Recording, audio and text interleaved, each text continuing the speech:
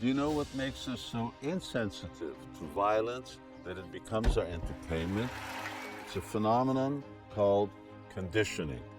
While causing pain to others is a conduct that all cultures abhor, still our movies, video games, and children's cartoons have extensive and often very graphic violence. We consider it entertaining. Why? Because those media have gradually and systematically accustomed us to accept ever-increasing levels of violence as part of viewing life. In other words, we have become conditioned. We have become conditioned to enjoy others' pain and suffering, just as the Romans did with the animals, Christians, and gladiators. The only difference is that we're not in a coliseum. And when we become conditioned to violence, we take on its trappings: foul language, offensive gestures, and attraction to weapons.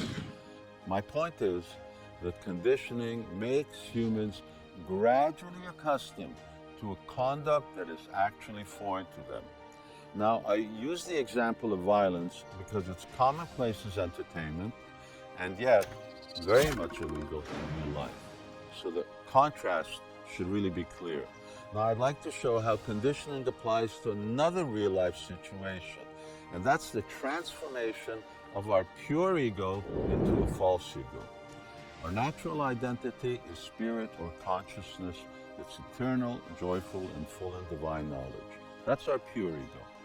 However, by association with matter, which is temporary, insensitive, and dull, we have increasingly identified with a form of matter that is the body that we inhabit. Now, that kind of mistaken identity is what is known as false ego. It's like gradually identifying with the clothes that you wear or the car that you drive. It does happen, but clearly it's a fool's paradise.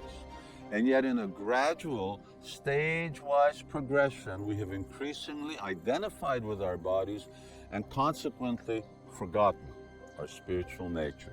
What a calamity. Being conditioned to identify as a body, we then adopt other related misconceptions like our sex, our nationality, our color, and profession. And so we live in a fool's paradise, oblivious to the reality of who we really are. But, and this is the crux of this presentation, if you can become conditioned to identify with matter, you can also become unconditioned by re-identifying with spirit. We can regain our true ego. For that reason, the spiritual tradition of ancient India emphasizes the chanting of the Hare Krishna mantra, which is pure spiritual energy manifest in transcendental sound. By chanting that mantra and by connecting to its spiritual vibration through hearing, we gradually regain our spiritual nature and see our bodies for what they are, simply a covering for the soul. It's like waking up from a dream in which we envisage many things and identified with the subtle body. But a dream is illusion, and being awake is reality. So, if you too want to wake up and liberate yourself, then try chanting the mantra you see right here with me, and write it down and chant it 21 times, first thing in the morning. You'll see the result. You will feel the result, just like waking up.